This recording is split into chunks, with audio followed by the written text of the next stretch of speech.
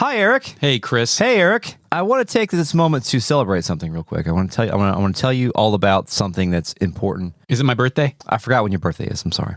Well, Eric, we've been podcasting now for roughly, 4 years-ish? 4 years and change. 4 years and change, and I would like to... 13 years, but this podcast for 4 years. This podcast has been around for about 4 years. This is not a particular anniversary, but it is a milestone, Eric. I would like to draw your attention to the... Can you see this monitor? Sort of? Sort of, yeah. All-time downloads, Eric. We have surpassed the 500,000 mark. That's a lot. On the podcast feed, the main feed. That doesn't count YouTube and Patreon. Spotify? It does count Spotify now, yes. Congratulations, Eric. We did it. We've done. That's 500,000 downloads, Chris. Stop all the downloading. I hope everybody who downloaded listened as well. But if you're just downloading, that's nice too, I guess. Yeah, numbers going up is awesome. Yeah, so we appreciate all of the continued support and listening of this podcast. You know, I was hoping we get a couple thousand, of the Xenogears, but just the number keeps going up, and people keep finding the podcast because they're typing in things to internet sources, and it pops up, and that's great. We definitely appreciate your downloads, and we really appreciate your patronage. Don't stop all the downloading. Would you hear some? I would like to hear some. Come on. No, go with it. Go with it. I would hear some. Play some. Would you like to hear some sounds? Yes. Hot.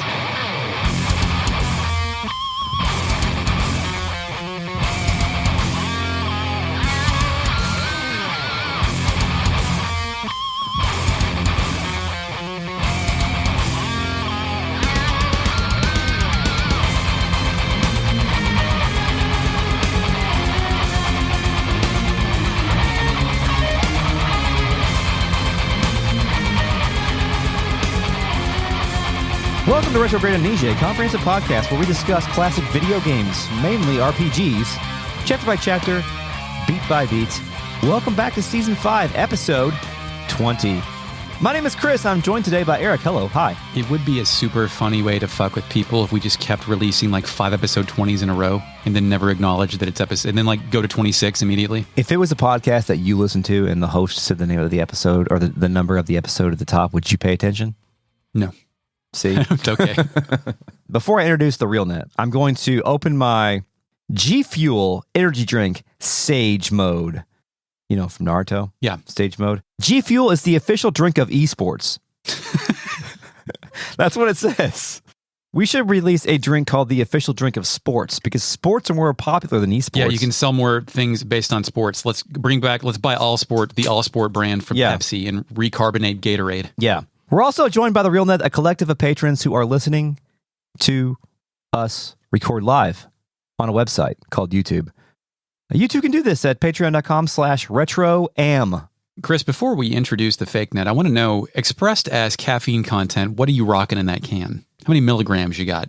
Let's see if this matters. Where do they put the caffeine content at? Oh, 300 milligrams. Whoa, dude, that's full strength. That's fucked up. Still 1 o'clock, so I can... you're going to sleep okay? I can come down from this. Come down from this. We're also joined by the Fake Net, our post-production AI companion that only likes the most fucked up treasure games like Wario World and Stretch Panic. Initializing Fake Net. I identify most with Gunbeat, the cancelled treasure game. Never finished, never allowed to come out. Just like me. I thought you were going to say Stretch Panda, and that sounds like a cool game. Stretch Panic is not a cool game. Stretch Panda might be a cool game. What's your favorite treasure game, Chris? I get treasure mixed up with a lot of other companies. Pick one, I'll tell you if you're right. Bleach Dark Souls. That's a treasure game. Yes! Way to go.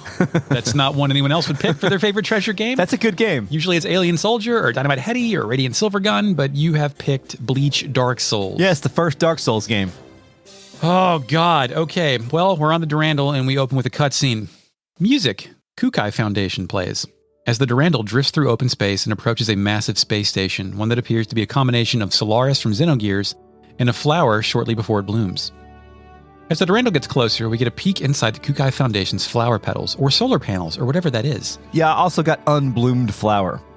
It's a city under a glass dome, complete with a beachside waterfront, 2 distinct large forested areas, a giant circular lake in the center, and housing across the remaining dry land.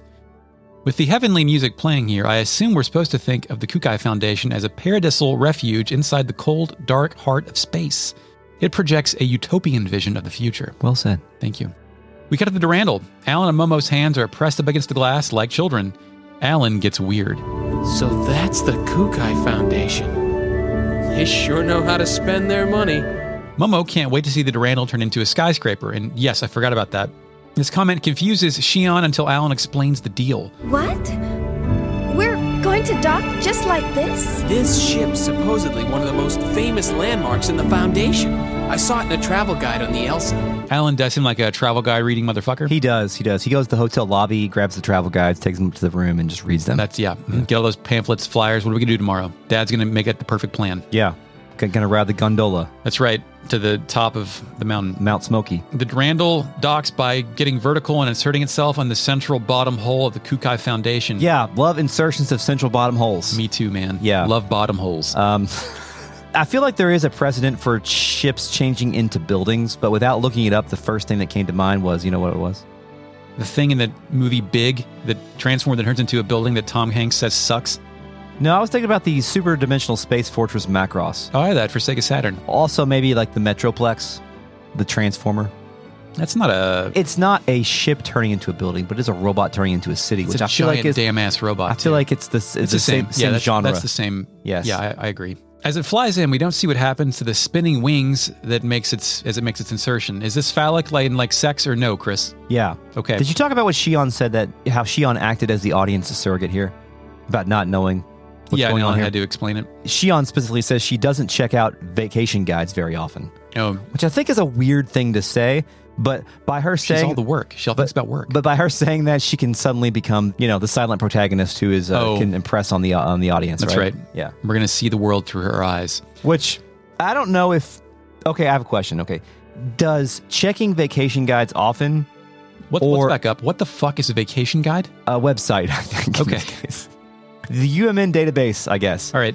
Does checking vacation guides out often make you boring and dull, or does not checking them make you boring and dull? I think not checking them makes you boring and dull because let's say vacation guides are Wikipedia, and like any other normal human, I have gotten lost in Wikipedia holes for hours at a time based on like fucking Zoroastrian sky burial and shit like that, So it gives you like a little bit of wordly knowledge to help you compete at Jeopardy. If we were showing somebody around town here and we said, hey, that's Churchill Downs, it's where they race all the horses, and then one of our local friends was like, I didn't know that was there. I don't check vacation guides very often. That would be a weird thing to say. That'd be a weird thing to say, but it's also not uncommon to live somewhere and not do tourist shit. That's true. That's true. Like at the travel log I made for our Chocobo World bonus episode, I just talked about random shit around town. Yeah. Nothing that you would see in a travel guide, really. That's true. I just feel like maybe like New York City would be a better analog here. Like, oh, the hometown of Parasite Eve, right? Yes. Like there's the Empire State Building. Oh, I didn't know about that. I don't check travel guides very often. Yeah. Because I feel like the Durandal turning into a skyscraper in the middle of a giant space flower city is something that you should have heard about. But I think shit like that happens all the time. Like everywhere. There's multiple space cities with ship insertion buildings. Oh, okay. So this is a prolific This is like practice. commonplace. Okay. I'll take it. We then get a CG cutscene of the Durandal rising through the central lake and taking its place as the center of the skyscrapers. There's a cool, albeit complete nonsense shot of our heroes watching this happen horizontally through the window on the Durandal. Yeah. Like the gravity is not inverted or anything. This reminded me of something that you've heard of before. Naruto. No, Gundam. Like Gundam does a lot of stuff with space colonies, and there's always a big, there's lots of solar panels and artificial skies and artificial shrubbery and whatnot, and this very much reminded me of a Gundam space colony. They're called sides sometimes. The cutscene ends with the Durandal docked and upright in the center of the dome. Chris is putting on his hat. I talked about anime, so I put my anime hat That's on. right, for 10 minutes. Start the watch. Back in the viewing area, still horizontal, the gang is approached by Mary, Shelley, and a new besuited gentleman. He speaks. New Year's Eve is the best time to visit. The evening metropolis is quite a sight to behold with all her lights. Chris, this is Gaignun Kukai, voice in all 3 episodes by... Crispin Freeman. I was supposed to say Crispin Glover. That'd be awesome. We've discussed Freeman as he also voiced Jin and Albedo, right? Yep. Ziggy recognizes and introduces Gaignun.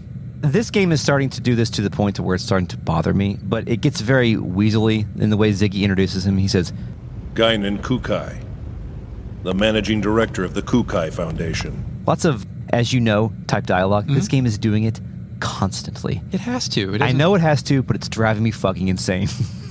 That is something I recognize more as you become older and absorb more media and just get really tropey with this stuff. Yeah. By the way, folks, Chris is wearing a hat on top of headphones, and it's tilted in a way that makes me want to laugh at him whenever I make eye contact. So if I lose it soon, I'm sorry. He still has 8 minutes and 20 seconds to go. Okay. Shion looks at Gaignun and gasps as if she wants to instantly fuck him. Nope, just kidding. She's just taken aback by how much Gaignun resembles Junior. Yeah. Gaignun extends his hands for a shake, and the camera lingers on the red tattoo on his right palm. Yep, he's got a number. It's 699, the weed number. I thought it was 669. It could be. I'm not very good at reading horizontally. Fake net, what's the Gaignun print? Initializing fake net. Gaignun Kukai has 669 emblazoned on his hand, the Satan sex number. Either way, it's higher than Junior's number. That's right. I assume that's a serial number or something. Junior has a Satan hand, Gaignun has a sex hand. Dude, how good would it be if one had 420 and one had 69? It would be good pre-Elon Musk. Yes, right. Now it wouldn't be at all, but back then that would be very wonderful. A concerned Gaignun heard about Shion's situation from Matthews. He asks her if everything is all right. Shion says yes and thanks him for all his help. Also, now I'm back on the Shion wants to fuck Gaignun train. Can we also consult the RealNet briefly? I want to yeah, sure. Cliff Racer points out that when Gaignun and Mary and Shelley are walking in the background, Shion is A-posing. Is that different than T-posing? Yeah, like it's right there if you can see it. I don't know I can't. That's tilted to a face you and not me. Sorry. Yes, she's A-posing. Okay. Yes. Back to the question, though. What the hell is A-posing? Oh, hands down as opposed to all the way extended. Yeah, great. Sorry, I'm glad you said that out loud because I didn't know how to describe it with my words. Thank you. I A-posed myself. So with my... Can I take this hat off now? No, you have another 6 minutes and 22 seconds. Okay. Also now I'm back on the Shion wants to fuck Gaignun train. Look at this shot. She's staring right at him with her hand over her heart with Alan in the background in the middle of the shot looking lost as hell as he stands between them. Yeah. Gaignun's gaze is captivating her. Gaignun then tells Shion to enjoy her stay, while she dissociates and says nothing. Gaignun stares at Alan and either bows or punks him, prompting Alan to do a weird half-smile anime head rub, and now I can't tell if Alan also wants to fuck Gaignun. Okay, here's what I thought. Is he just like charismatic as hell? Is that what's happening? So, Gaignun just asked Shion if she's all right, right? Yeah, you all right? And Shion says she's all right, but she seems like she's not being very convincing of this profession, well, right? She's very clearly not all right. She's not all right. And Alan's look of concern in the background, or the whatever weird Alan look is going on, to me, he seems like he's seeing through Shion's bullshit, being like, yeah, she's not all right. I mean, Shion just talked one robot off the ledge by getting an empathy from a different robot. Yeah. I also empathize with Shion here when she went to go, or when she hesitated to shake Gaignun's hand, because I feel like me in the post-2020 world, I'm trying to become a fist bump guy. Yep. And when someone extends their hand to shake my hand and I go for the fist bump, I always cave and just shake the hand. Oh, man, no, you hold firm with the bump. Yeah. Do you ever, like, when they have the hand out, you move your hand around and fist bump the side of the hand? Because I can't. You just look him in the eye and say, Stuart, we're not doing that shit anymore. Yeah. Make a fist. Shion talks out loud to herself. What's wrong with me? Acting so rudely towards someone I just met.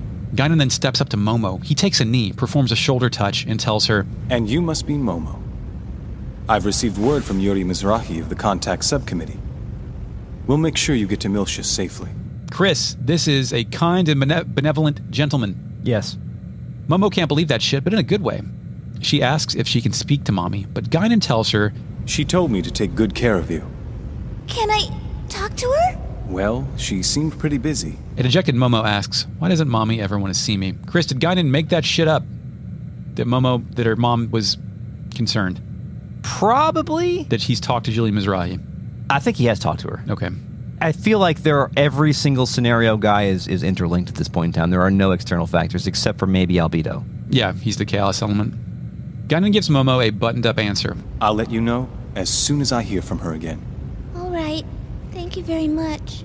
Fade to black. Kukai Foundation, cutscene. We open back up in the same space, with Gaignun exiting the foreground along with Mary and Shelley on his arm. But suddenly, Gaignun stops and turns around.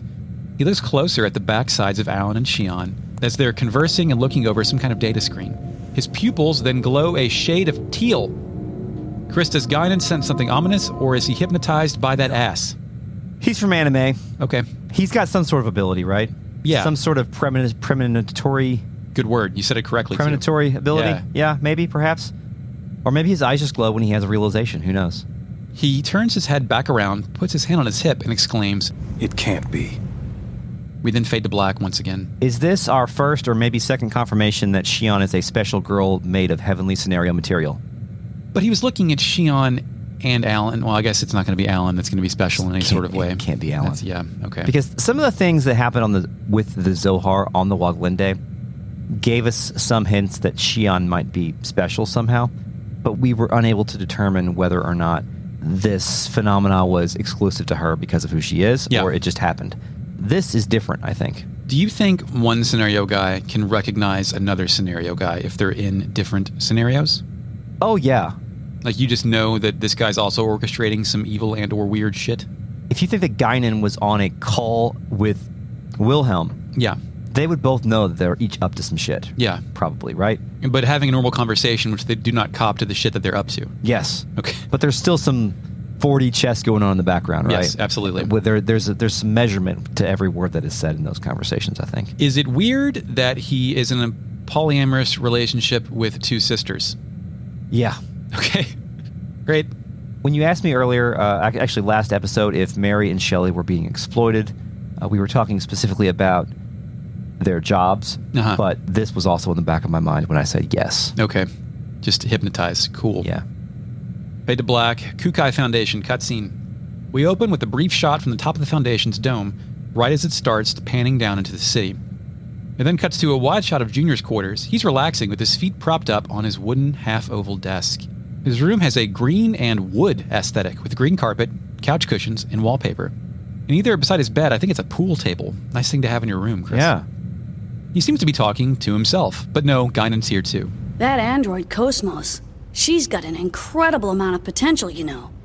There's no way she's just a prototype. I'm also concerned about how she resonated with the emulators. We speculated on whether or not Cosmos had some sort of resonation with the emulators, I think, based on her activation on the Woglinde, but I think this is the first, perhaps, explicit confirmation that there's a relationship between the two. Do you think Junior showed us that shit to see if any of our robots did that stuff in there? Ooh, good question. Maybe. Gaignun replies, The Hilbert effect. I heard they lost the archetype, but it looks like there's more to this than it seems. Is the archetype the original Cosmos that killed all those dudes? Okay. I don't think they mean the original Zohar. I think they mean the archetype, the original Cosmos freakout. He continues. And don't forget about her engineer. What was her name? Shion? I think she might be onto us. And our powers. Our powers. So Gaignun's power is glowy eyes. Junior's power is... He has some sort of ether ship-based powers, right? I mean, we all have ether-based powers. We cast magic spells on... That's a good point. But remember when he put his hands on the glowy orbs and shot the Gnosis? Yeah, that's a good point. Chris, it's been 10 minutes. You can remove your hat. Oh, thank God. Does this have something to do with Shion's treatment of Realians? Can she really sense what's up with him better than others, as we saw on the Woglinde? Oh, also a very good, interesting point. Yeah. Like, I don't... Because they keep doubling down on Shion's relationship with Realians. That is true, and there's been a lot of chatter in the story about Shion and her ability to empathize, right? Right. There's been the Momo scene, the stuff with Sharonkov, and now that you mention it, this scene where she was checking up on the Realians. And it's funny because one of Alan's defining assets is his lack of empathy. Yeah, good point. Yeah. Junior rejects this notion, telling Gaignun that Shion is just an ordinary human. Gaignun fights back. She might not be as ordinary as you think. Junior thinks about it. I doubt it. She seems normal enough to me. I guess it's possible, though. After all, she's involved in the highest classified part of that project. The same one Helmer's involved in. Gaignun then cites the project as the Zohar project. Chris, who the fuck is Helmer? Do we know Helmer? Is that our first Helmer drop? We don't know Helmer. I was wondering if Helmer was from Xenogears, but have we heard that name before? I don't think so. Maybe thinking of Hammer. FakeNet, is there a Helmer in Xenogears, please? Initializing FakeNet. The name Helmer does not appear in Xenogears. Or maybe the name is from something, I don't know. Junior changes the subject, asking Gaignun to lay off the Mizrahi shit for a while. But Gaignun laughs and sniffs out Junior's motivation. Concerned about that Momo girl? Junior takes offense. Don't look at me like that. You think she likes being called the child of a madman? After all, we were both there when Mizrahi finally met his end. We saw what happened. You know that girl's a Realian. Her memory might be imprinted with something. Gaignun points out the logical contradiction. So you're saying the image she holds of Mizrahi is a false one? That's information that Junior and Gaignun saw some shit. Like they actually saw Mizrahi die or met his end like his downfall. Maybe that had something to do with that weird Junior flashback scene with the cat. Right. But that was Gaignun, wasn't it? It was, but like maybe all that. Gaignun was the cat. Oh, Gaignun was the cat. That's right. I don't think Gaignun was actually the cat. I don't know, man. Gaignun might have cat morphing abilities. I mean, this game goes in some weird directions, but a cat morphing man, it seems out of place. If that's even possible to say that something seems out of place in a game like this. Junior replies quickly. I don't know. That's why I want you to lay off when you're around her. At least for now, anyway. And Chris, is this where the weird Junior Momo romance it becomes obvious at its inception point? Yeah, it's weird. It's pretty weird. It's pretty weird. Can love blossom between child robots? On a battlefield? Should it? No. Gaignun asks Junior if he's that concerned about her, why don't you invite her down to the beach? Quote, I'm sure it'll help take her mind off of things. Chris, what the hell would that solve? Every day is a holiday? Yeah, you gotta delay your anxieties by beach. going to the beach. The beach just gives me more anxieties. There's so much sand everywhere. There's fucking, I think the beach is the only place on earth where I can relax. So we're different, you and I. Yeah, the only place that I can relax on the beach is when my entire family goes to the beach and I say I'll be there in 30 minutes and I relax for 30 minutes. That's cool. In the hotel by yourself. Yes, it's great. Nice, it's good. With my Steam Deck. Can't bring that to the beach. I brought a PSP Go to the beach one time. Oh, cool. I don't even like bringing books. Oh, I bring an ebook to the beach. Oh, ebook. You don't bring books to the beach? What the fuck do you do all day at the beach? You're supposed to read books. I don't like staying at the beach for very long. You get under an umbrella, it's fine. It's not fine. It. I don't like anything about the beach. Okay, like Anakin. Yeah.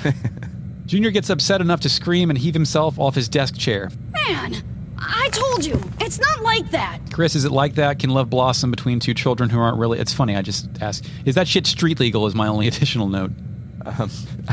I don't know. It's too complicated. Junior walks away, but Gaignun walks over to Junior's desk and picks up a box that was on top of it. He tosses the box to Junior, who asks what it is. This is an insane question, my dude. It was just on your desk. Gaignun does not answer.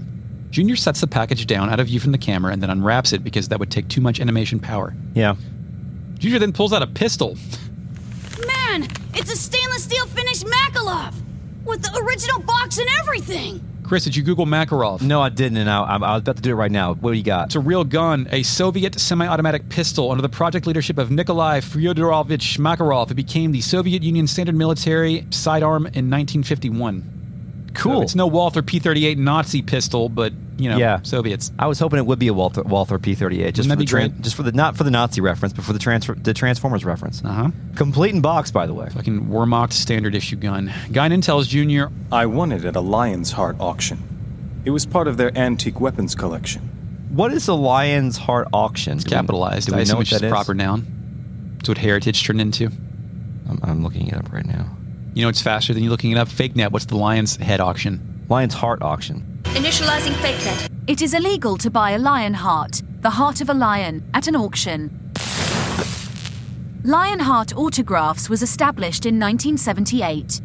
They auction off pieces of paper people have signed. It's probably not the same thing. Thanks, FakeNet. Poo-poo pee-pee. Junior thinks this is out of character for Gaignun, who doesn't remove his left hand from his pocket when he walks. Gaignun... Oh, that's an anime move right there. Really? Yeah. Just left hand in pocket all the time? Yeah, you look like a doofus in real life, but an anime guy who does that and maintains the correct posture. And also, you know his little insignia on his lapel? His decoration? That's fucking tight. Yeah, it is. It's so good. I want something like that on my clothes. Yeah, It's pretty good. You've got to be super handsome to pull that off, though. If you can go probably- in looking like a regular guy, no, you can't do it. No, I couldn't pull it off. No. I don't have the confidence for shit like that. No. But Gaignun denies he's up to anything. I just thought I'd reward you for all the hard work you've done for us recently. Have I gone too far? Then Gaignun drops a bomb. Don't go shooting that thing all over the place. Remember, you're older than I am. Try to act like it once in a while, all right? Now, that goes back to, Junior's number 666 being earlier Yeah. in the sequence than Gainun's. He's Yeah. manufactured earlier, and they look very similar, but Gainun's clearly an adult man, whereas Junior has not had his voice crack yet. Yeah, he must have anti-aging DNA or whatever. Yeah. De-aging DNA. He's Benjamin Button. The door shuts behind Gaignun and Junior screams with glee, like a child. Gaignun sighs and we fade to black. Chris, do you scream with glee when someone gives you a Soviet-era pistol?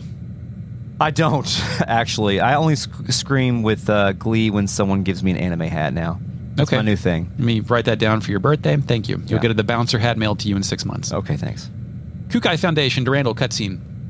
Shion sits alone at a table in a large room. Her face is resting on her folded hand. She sighs and the doorbell rings. What did you notice about the conference table that she's sitting at right now? There's an iMac on it? It looks just like this one we're sitting at now recording this podcast. Wow, we're in the video game Xenosaga. Yeah, it's like half oval table. Half pill-shaped table, yeah. Pill-shaped. Yeah, right? Chris does too many pill drugs. Alan rolls in, telling his chief that they better get going soon.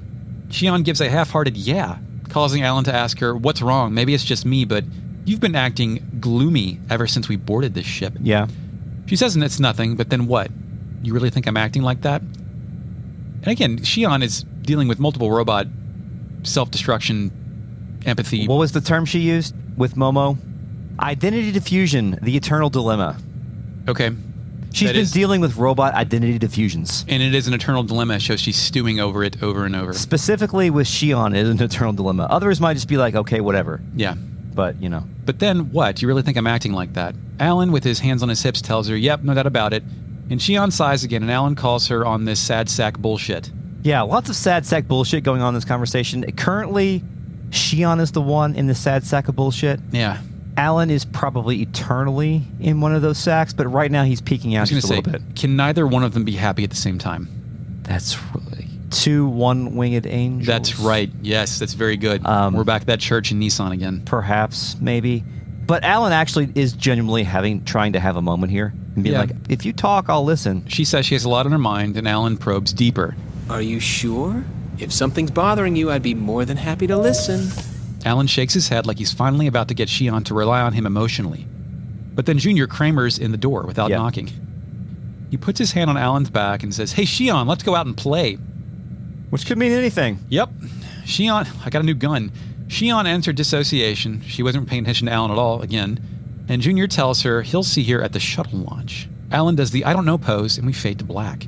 When Alan does the I don't know pose, it lingers for a minute because they're shrugging back at each other. Because Shion shrugs, Alan's like, fuck it, I guess. Yeah, fuck it, I guess. Fuck it, I guess. Fuck it, I guess. Won't have an emotional moment, period. Yeah, I don't know. He's just, Kukai Foundation, Durandal residential area playable, background whirring. Alan tells Shion he'll see her at the launch pad and we have control. I get an email. Did you get an email? I didn't get an email. B-Shot is now available for Cosmos. I got this from investing in Vector and Alchemia. B-Shot? B-Shot. B-Shot. New Cosmos ability I got and you don't because you're bad with investments. What is B-Shot? Fuck if I know. Fake net. What's B-Shot? Equip it on your guy and find out. Initializing fake net. It's a weapon for Cosmos received after investing in Shijima. Everyone seems to say the same things when I talk to them, except for the cops who don't tell us about Momo anymore. The background of the park has also changed. It's now the horizontal Kukai Foundation, and that's all I've got before I go to the dock. Let's go to the dock and go to the launch pad. Ziggy appreciates the invite, but he needs to report to the committee, and I don't think they know how to make Ziggy go to the beach. That's a really good point. Yeah. How are we going? They probably sat in the room and tried to render various Ziggy beach clothes. Yeah. And ultimately that ended up him being nude with robot legs. Yep. Just a robot metal pelvis. Yeah. He does have a swimsuit in one of these, I suppose. Oh, really? Maybe everybody has a swimsuit, don't they? I don't know. Fignet, does Ziggy have a swimsuit? What's that look like? Initializing fake net. It's a fucking bikini, and he's wearing a snorkel. It's in Xenosaga 2, and you only get it from importing your Xenosaga 1 save data. Cool. Cosmos will return to the service module on the ELSA for her regular data update or propaganda injection, whatever. Cosmos cannot go to the beach, Chris, because she would be too sexy. NPC on the bench asks what I thought of the Durandal transforming into a giant skyscraper. Tells me you'll never see scenery like this anywhere else. So I guess that confirms your theory that this is a unique thing. Yeah. Chaos remarks at how Gaignun's private beach was under construction the last time he was here. Do you think it's fucked up that the guy, the president of Kukai Foundation, gets a private beach that's like a tenth of the total beach area? This entire city planet? Do you remember when Chris Christie went to the beach when the beach was closed because the government was shut down and he was just sitting there? With his family? It's the same kind of thing, I think. Okay, Yeah. good. Yeah. Great. Good reference. I don't know why that came up to my mind. It's the first private beach you think of. Yes. Alan tells Shion a lot of things have happened since the Waglinde so he can understand her brooding. But let's listen to Junior here and forget about our worries for a while. Momo can't wait to see what Gaignun's private beach is like. It's going to be great. Talk to Junior, who wonders why I look so down. That gets my party back. I immediately board the Elsa and go back to the dock colony to give Ludi that flower seed. Oh, you did? Already? You want to do that later? Or? I did it later. Okay. Yeah. I just think it's funny that you can get the fuck on the Elsa and just leave instead of go to the beach. There has been approximately no wandering in this game. I mean, outside of control, like returning to old area. Oh, there's the Encephalon, but that's not like story. Yeah, it's true. It's a place out of time. You think time... No, I guess we know that later, that time actually does flow while you're in the Encephalon.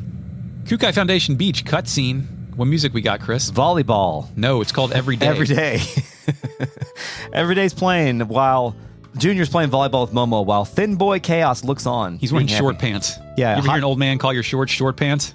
No, I was going to say hot boy pants, but that works too. Anime boy pants, whatever you want to call it. Can we talk about my chaos theory for a second? Your chaos theory? My chaos theory. Yeah, what's your chaos theory?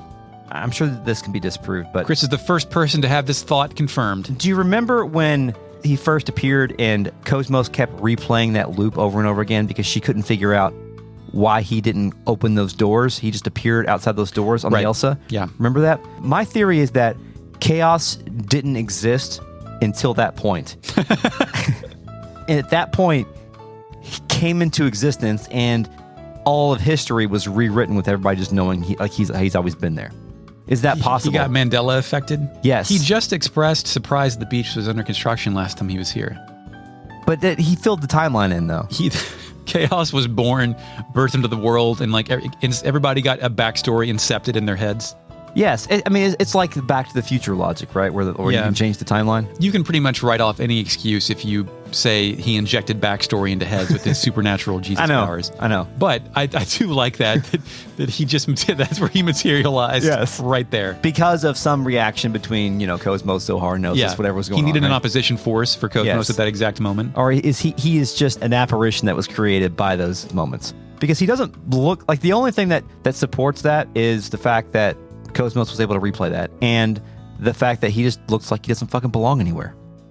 I'm reading a book right now that one of the subplots or major plots, I'm not sure, is figuring out if the characters are in a simulation.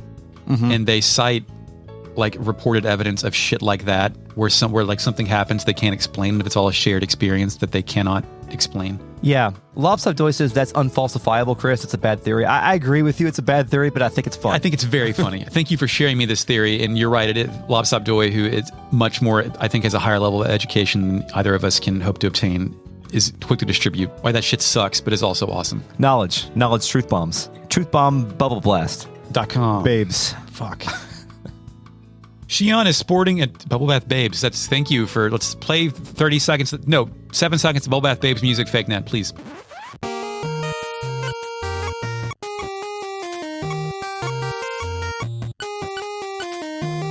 Shion is sporting a two-piece, relaxing in a long chair beneath an umbrella while she uses her laptop at the beach. Translucent computer, Eric. It's a laptop, but then she stops, stares forward, and we get to live one of her random dissociations. Yeah, it's like sometimes I have flashbacks about Kevin when I'm on my computer. Our friend Kevin or Kevin? No, my friend. Regular-ass Kevin. Yeah, regular Kevin. I've known him my whole life, so sometimes he just pops in That's right. There he is, smiling at me.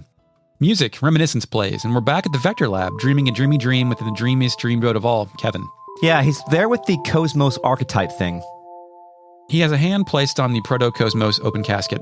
Shion, would you laugh at me if I told you that I think she has a heart? For fuck's sake, dude. Yes, Kevin. I would laugh. But Shion will not laugh. You can tell this is where she got this shit. Kevin was all in on wanting the robot to be human, and after I think whatever happened to him, Shion accepted that belief on his behalf. Yeah, because right now she's just kind of being... no, this is a robot I work on at work. Yeah, she's being... She's trying not to be condescending. Whatever the opposite of condescending is, she's being that. Humble. Sure. Okay. I guess. Shion, over at a workstation, looks over with some skepticism. Cosmos? Showing emotional behavior? Kevin presents his very shitty evidence. I've run across some interesting phenomena. It's still pretty weak, of course. Almost like a tiny little pulse. Despite Kevin not at all saying what the phenomena is, Shion is all in. Really? We should definitely keep an eye on that. Cosmos' elemental data structure duplicates that of the human brain. So something like that's certainly not out of the question. Kevin looks to his right, and we fade to white back to the beach. Flashback over. Chris, is this a work? Does Kevin really believe this, or is Kevin trying to make Shion believe because she is a special girl of destiny? Ooh, shit. I was going to say no, but now maybe Is this all yes. Kevin's master? Is he not like a weird, cheap, sentimental dude? And is this all for Shion's eventual destiny? Here's what you're asking me, Eric. Here's the distillation of your question. Is Kevin a scenario guy? Oh, great. An A-tier scenario guy, like up there with... All this shit's orchestrated. With Margulis and Wilhelm and Gaignun, I guess. Also Kevin. Is there a limit on scenario guys? No. There's never a limit. There is a limit of... There's not a limit, but there's always a hierarchy. But they can all still be top tier. Yeah, they can all have equal motivational parts and all fight and vie for power. Back at the beach, typing on her data pad, Shion notes how Cosmos was empathizing with the Momo back there in the park, which I guess that, yeah. Shion wonders what Cosmos' subconscious waves were like. She checks and it's a flat line. Damn. Nothing here at all. Damn. Alan rolls up wearing a 1930s horizontal white and green striped two-piece. I laughed hard. Before that, did you notice that Shion turned her computer off briefly and pulled up a fancy beach drink? Oh, that she's actually drinking? I thought she meant like pulled up with the computer. Oh, no. She had it on the table next to her, which was just there for a second. I drank also, we missed something very important earlier. Yeah. I'm sorry. We got to go back in time. Let's go back. Rewind it. Get the encephalon dive. We're in the encephalon. What's up, Chris? When Momo and Junior were playing volleyball, yeah, there is a brief flash where you can see into the ocean in the background, and Alan is drowning. Oh, man. That's very good, and no one gave a shit. Yeah, it was Good. great. Great. Somebody posted a screenshot in the RealNet earlier, and you should go check that out. I think in the Sonic Adventure 2 Battle, the GameCube release of Sonic Adventure 2, Big the Cat was inserted into random background screens, and I like the idea of hidden Allens. Yeah, like the G-Man? Yeah. Yes, like G-Man. Very good. That's much better than Big the Cat. No, I think Big the Cat's better. Sorry, Gordon. Anyway, Alan wearing that shit is mom again. Oh, what's the matter, Chief? You didn't come down to the beach just to stare at a screen all day, did you? Stop working at the beach. Chris, how often do you ask your children about screens? Oh, like you've been on the screen for too long or whatever? Are you concerned about screen time? We do manage screen time, but I don't have to do it quite as much because they do shit every day with like sports and stuff. Every day plays when they do that stuff. So usually on the weekends it's relatively unregulated, and during the week they just don't have time, so it works. It regulates itself. Chris, do you take a screen to the beach? Does that include your telephone? I do take it in case I need to call somebody. You take a screen to the beach, Chris. Okay. Momo rolls up, asking Shion to come and play with everyone. Still dissociating, Shion responds, sorry, in a bit. Momo haunches over to look at Shion's screen, then asks Shion if she's working on Cosmos. Momo thinks that must be tough. Alan lets out a long sigh for some reason and tells Momo, Cosmos. She's got a lot of black box areas that even we can't analyze. I mean, that's fucked as the designers of Cosmos, but who among us hasn't run into a proprietary piece of software at work and been forced to circumvent its shit in order just to get our damn ass job done? Yeah. Yeah, okay. Yeah. My technique is if I need a piece of software that I'm not authorized to get and I go to request it, I am very, very good at writing like 4 sentences that make it sound like what I need it for is important. 4 sentences is pretty good. Yeah. I think generally the more efficient you are with communication, the more likely it is to be responded to. Yeah. And recently I just need this for training, and they approved it. So good. It's great. Give me this bank hacking software for training. Yeah. Momo asks, black box. And rather than explain what a black box is, Alan drops a bomb. Yeah. We're painstakingly analyzing her bit by bit so that we can recreate her original form again. The only person who knew everything about Cosmos was Kevin. What do you think Alan hates more? The fact that they cannot fully analyze Cosmos, or the fact that Kevin's the only one that knew everything? I don't get a lot of weird jealousy angles from Kevin. You don't? From Alan. I mean, even though like once boyfriend dead, now Alan could be new boyfriend. Like that's the obvious play there. But he doesn't. He's too like meek and shitty to make a play on that. Like for real. And when he does, like, it is weird how whenever Alan tries to like get in Shion's heart, the universe conspires against him and she doesn't hear him. Yeah. Or doesn't see him or anything like that. I like that. Do you have a problem with recreating Cosmos' original form, the one that freaked out and killed people? Seems bad. Yeah, why don't you want to do that? Right? Especially because we don't know why Even though we built it. We mean Vector. Yeah, we built the city on rock and roll. But we don't know why we built it. Alan, covers his mouth after he says Kevin's name, oh, fuck, I shouldn't have said that. But Shion no-sells it. She's too lost in her work. I think the general rule is don't bring up Kevin around Shion. Has anyone tried that yet? Because, even back at the Vector Lab on the Wall, they were like, fucking don't talk about that shit. Oh, yeah, good point. Okay. That is, yeah, you're right. Shion shuts down her workstation, looks up at Alan, and lets loose her own zinger. Say, Alan, do you think Gaignun and Junior are father and son? Yeah, she's just completely changing the subject, but I like this subject because I need to know more. They look a little too far apart in age to be brothers. Alan replies, I've heard rumors here and there. Some say Gaignun cloned himself, while others say Junior's his illegitimate son, or... Momo does not think he's a clone. I don't think he's a clone. Their genome arrays are a little too different for that. Shion's like, oh, fuck, dude, you can see that? Yeah. Momo tells her, I'm an observational realian. It's in the fucking title. They're more than just siblings, or father and son. But at the same time, they're not identical either. what does that mean, dude? I don't know. Have you seen that shit where I think if identical twins have a child with other identical twins, that their children are cousins and also brothers or something like that? I've never read that, but now I'm interested in reading that. It's fascinating. Yeah. Genetically the same, I think. Shion wonders if that's even possible. Their DNA only has to differ by 0.1% to make them different people, right? Is that true? Shit, yes, that's true. FakeNet, is that true? Initializing FakeNet. Yes, of course.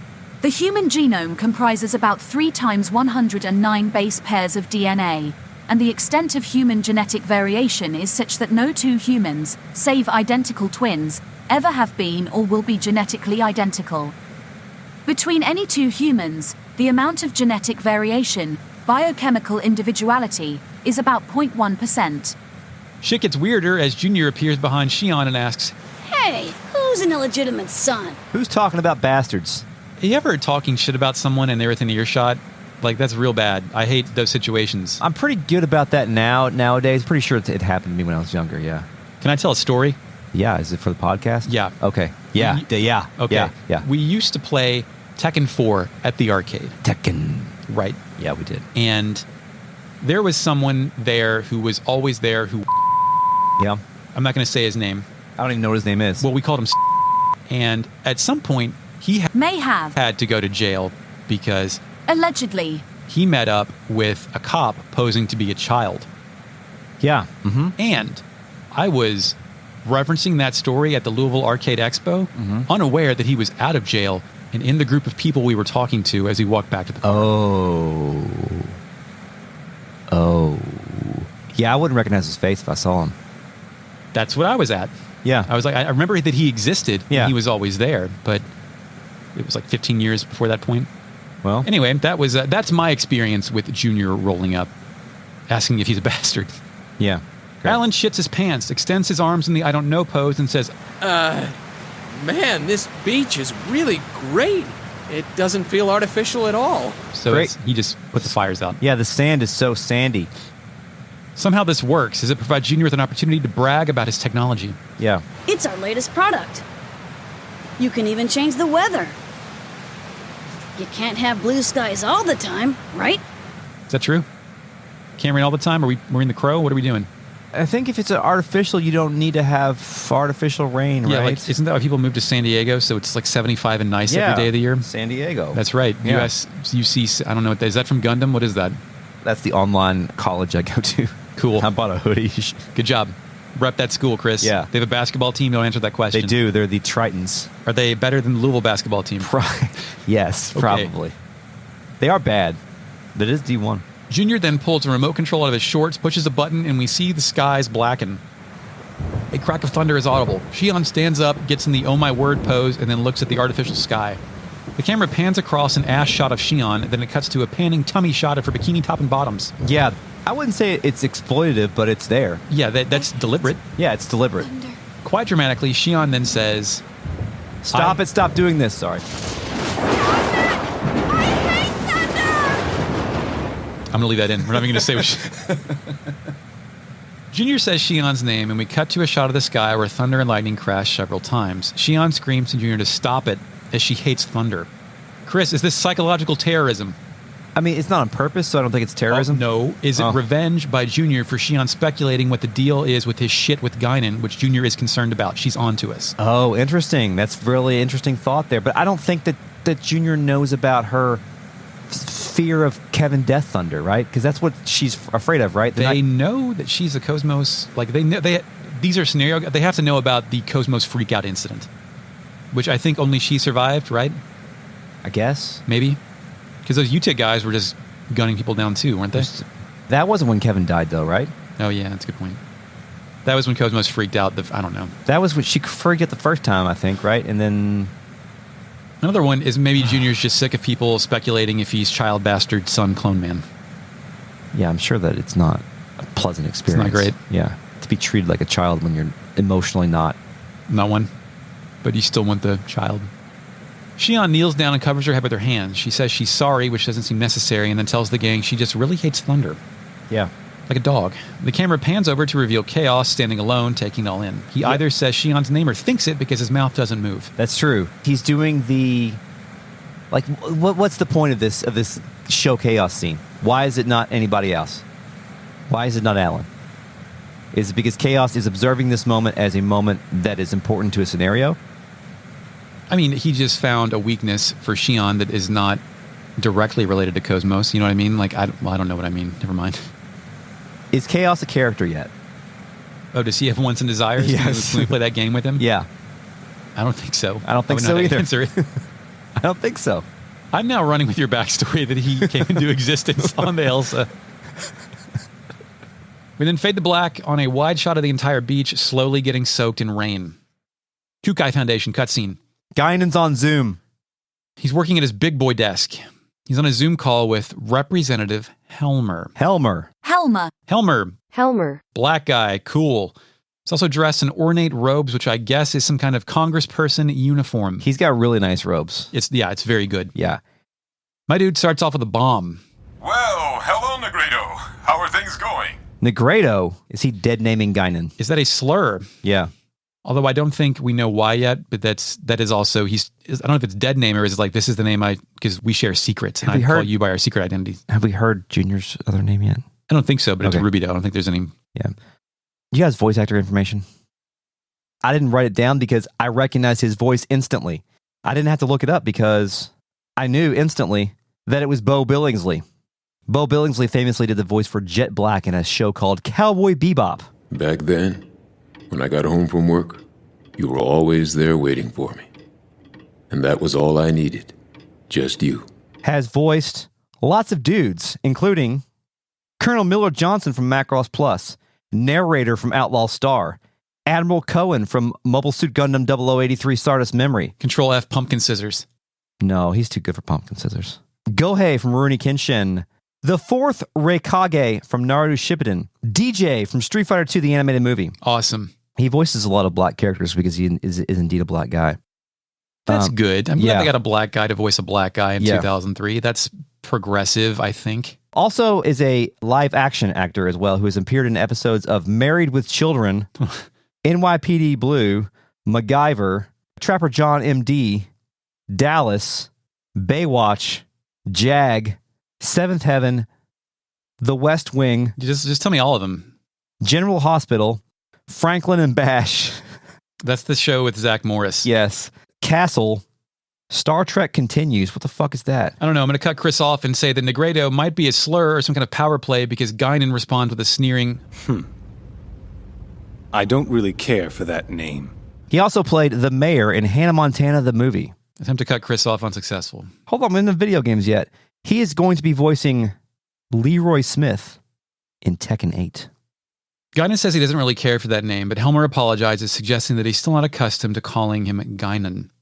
Gaignun cuts the shit. We're currently headed your way, and we're carrying an unusual package, so I thought it best to inform you. He wanted to give Helmer a heads up about that package. Helmer looses a curious, Oh? Gaignun tells him the package was secured from an unexpected source. The Federation cruiser Woglinde. It's an emulator. Helmer somehow knows that it's the 12th one. That matches the UTIC records. Gaignun goes on. There's no question that it's responsible for the planetary disappearance. Assuming they haven't constructed any more, that's all of them. Aside from the original, of course. Original capital O. Is this the first mention of a they? There's a Zohar emulator manufacturing group, faction, God Club. What are we doing? Is this more UTIC shit? Is this Mizrahi? I think they is UTIC. But there's confusion as if they've made any more. Who's the 13th apostle? Matthias. Denny. It's Matthias. My Christian, who's Matthias? I think Matthias is the 13th apostle. That was Chris Rock in Dogma, right? Possibly? A possibly? Huh? A possibly? But I believe that the Book of Matthias was one of the Gnostic Gospels. No, there was deleted scene. Yeah. I think that's the case. Our question is kind of answered with Helmer's response. That's clearly impossible. Now that the only man who can create them is no longer alive. I'm assuming that's Yoki Mizrahi. Mizrahi. Gaignun moves on to the next issue. And one more thing. We have the Contact Subcommittee's 100 series prototype. A surprised Helmer asked how in the hell Gaignun got that. Gaignun does not lie, telling Helmer that one of the passengers got her 76 hours ago. So that was 76 hours. This hasn't been days or weeks. That was 76 hours ago. This is the first time we actually got one of those answers to the question of like how much time has passed. We don't know how much time it was between the Wog Limday blowing up and Shion being on the Elsa, but Ziggy has only been on board for 76 hours. Mm-hmm. Helmer tries to get cute. Is the ability to attract that sort of coincidence another one of your special powers?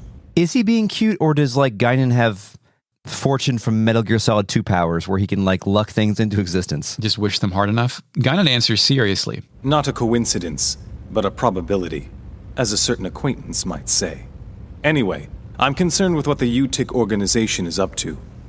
You may want to step up your precautions. Do we have enough information to wonder who this certain acquaintance could be? There aren't that many guys, right? Who do you think it is? Who is the most likely person to talk about probability in this case? Wilhelm? Wilhelm has the compass of order. He doesn't need probability. Right? Then I guess I don't have a good guess. Because it's not the only other person I think is likely related to Gaignun would be Albedo because they have the same voice actor. Yeah, but he's Chaos. But exactly. Well, he's not Chaos. Chaos is Chaos, but you know what I mean. Yes. He's Chaos lowercase c. Nope, wait, that doesn't work either. Never mind. Sorry, fuck. Helmer says he wants to play ball. I'll see what I can sniff out from the UMN Administration Bureau. We can locate any large-scale gate jumps from there. Gaignun thinks about UTIC's next move. Excellent idea. Assuming they have no emulators in their possession. The odds are that they'll go after the original sealed on Old Milsha. Chris, can there be any more emulators in their possession? Aren't all 12 on board this gosh-dang ship right now? Unless somebody else has developed the ability to... Can you emulate an emulator? Is there an FPGA-based emulator? Helmer finishes Gaignun's sentence with a new vocabulary word. Oodoo. Oodoo. Oo-do. Oo-do. Pee and poo. Rather than explain what that is, Gaignun gets ominous. I don't know what their ultimate goal is. But we can't allow that thing to reawaken again, no matter what. Is Udu a monster? Helmer says understood and tells Gaignun that he'll prepare for their arrival. Is Udu a monster? Is Udu antagonist number one? Is Udu what came out of Pandora's box? I think that might be what we've got. I think Udu may have caused Old Milsha shit, and a Zohar was a Gnosis. I don't know, man. I don't know. I have no idea. Udu brought the Gnosis. I thought the Zohar brought the Gnosis. But does the Zohar emanate Udu? Emulate Udu? No, the Zohar emanates Udu. Oh, exudes. Exudes Udu. Yeah. But the Zohar emulators emulate the original Zohar, which exudes the Udu. Who do you voodoo? Who does the Udu? Do you want to read anything into emulators emulating the Zohar with Cosmos 2.0 trying to emulate Cosmos 1.0? But like the key is lost and they're just trying to find their way back. Is this a commentary on like there are no original ideas? Yeah, I guess. I don't know. I'm too lost in the sauce. I'm lost. Gaignun stands up, faces the other direction. We fade to black. Kukai Foundation beach, playable. Background, water sloshing at the beach. Alan and Shion are here, both still at the beach, but no longer wearing swimsuits. In text, Alan tells Shion that he's going back to the Elsa to check on Cosmos. He asks Shion if she'll be okay.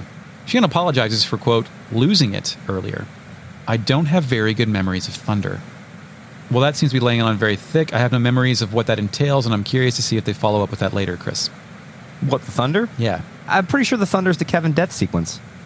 We haven't seen that yet, have we? Yeah, because remember when she had those brief flashes to it, she was holding him as he was dying, and there was thunder. There was rain. It was the only time we've ever seen somebody being on a terrestrial planet, really. Well, Cherenkov flashback, when he tried to escape the Vector Lab when Cosmos went nuts, it was also thunder and rain there. That's true. That's true. Cosmos can only go crazy when it rains and thunders simultaneously. Yes. Don't bring her outside. Filmmaking. Alan Chiefs is chief, but Shion tells him she'll rest at the hotel in City Sector 27 and head to the Elsa after she gets some rest. It's going to be great. Now we have control.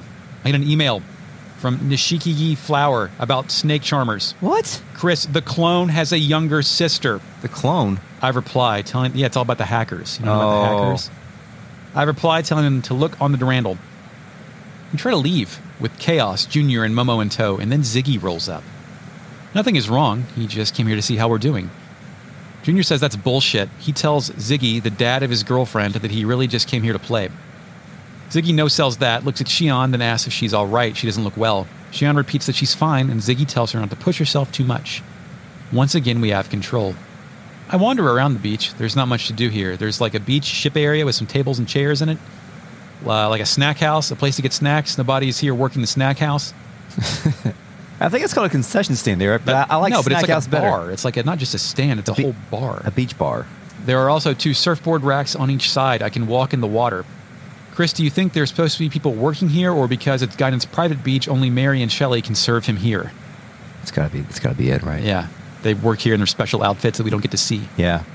I exit and it kicks us to a world map, and we'll kick out to the next episode, or RealNet, transition.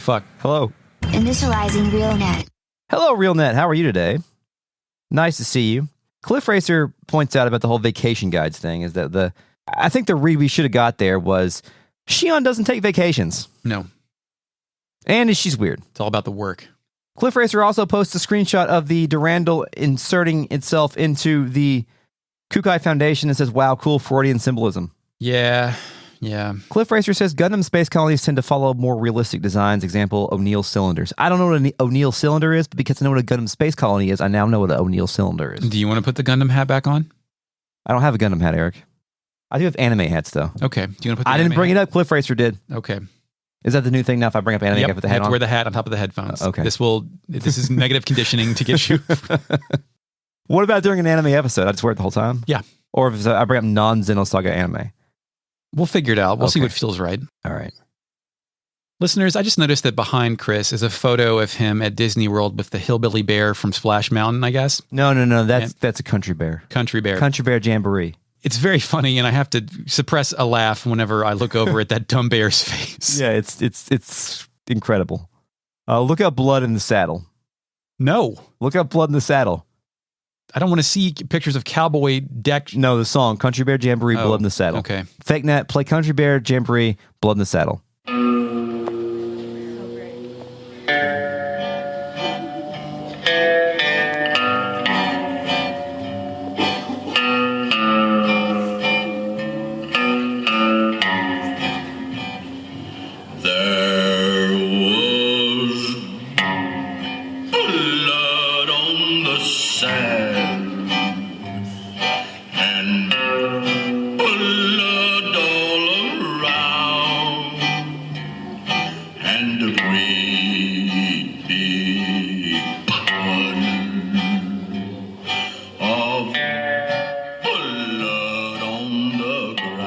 Panda Pajamas says, whenever I mismatch fist bump and handshake with someone, we both switch out at the same time. It's the worst. Yeah, it's pretty bad.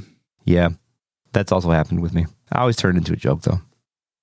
Sig says, I think scenario guys are always probing other people in every interaction they have. To see if they're, to make sure that they're not part of someone else's scenario because they're very jealous of their scenarios.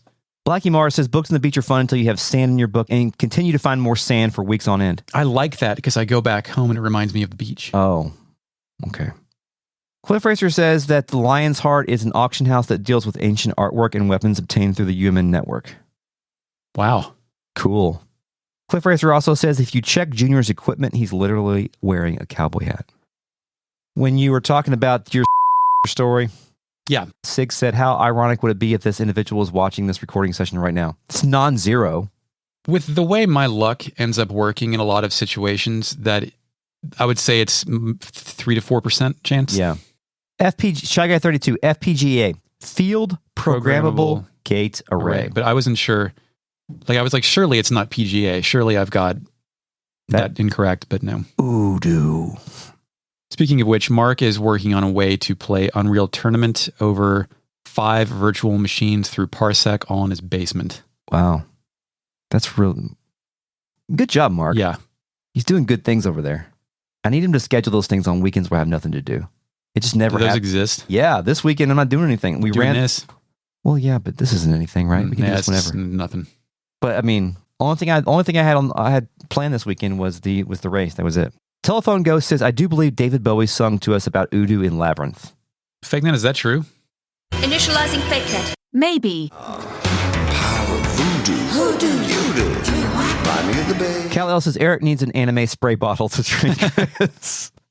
If there weren't so much electronic equipment around here, we may consider that. Yeah. Well, now that I don't have the monitor here, I could always just move the laptop so you could spray I'm not the Nerf gun. Bring that back. Just start popping shots. Bring it back. All the bits that last like 3 weeks.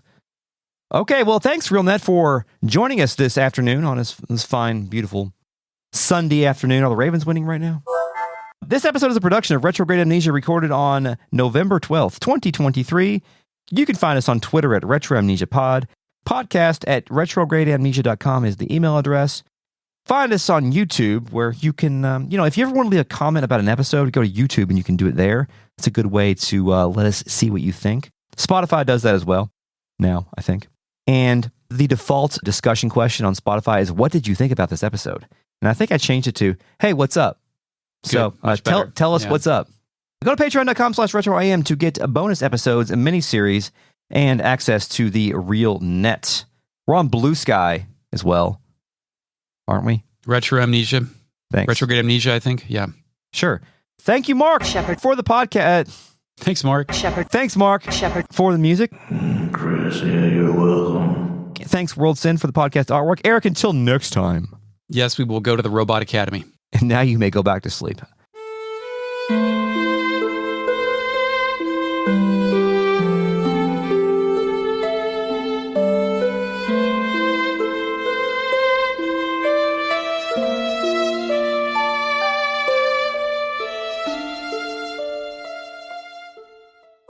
I love the Robot Academy. It made me so happy. It's wonderful. It's got some good noises in there and stuff. Say podcast quickly. I gotta say, it looks like Kermit is like in a cauldron being boiled alive. Yeah, I need to do something about that. Like, I like it. Kermit is my favorite Muppet, but it's upsetting. Mm-hmm. He looks so sad. Yeah. Before I introduce our third participant of this opposite, I'm gonna open my Naruto. Third participant of this opposite? What did you just say? Ooh. Sorry, I had one of those weird nose burps, except for this time it was filled with Naruto sage bubbles. Oh, okay. Yeah, that gives you power. Or is that a power up or a buff? What do you... I feel pretty good, so... All right. There was blood on the sand and blood all around and a great big puddle of blood on the ground. Oh, he was also in Deadly Premonition 2. And Fallout 76. Of course, he was in Starfield as well. You finished? Closing tab. The camera pans over. Yeah, we already did that. Fuck. I did sleep till 9 today, which is a new Wow. thing. Everybody got up at like really early in the morning. I took a NyQuil last night. Cool. Daddy's secret nap time. No, I had to get all that shit on my throat. Shitthroat.com. So I could sleep, because I couldn't sleep the night before the race. Anyway, go ahead. FPGA. No, PGA is professional golf. I know. I used to use the same device to try to remember it, and I would say it's not PGA, it's the other way around, but it actually is PGA. Okay. FPGA. F, grade point average. All-time downloads, Eric. We have oops. We have oops. Here it is. Ziggy recognizes and introduces Gaignun, and Shion looks at him and gasps as if she's instantly... Ziggy recognizes... Can we talk about the Ziggy recognizing Gaignun real quick? Yeah. Let me say it properly without fucking it up. Okay. Ziggy recognizes an Ooh, shit. Playtime's over!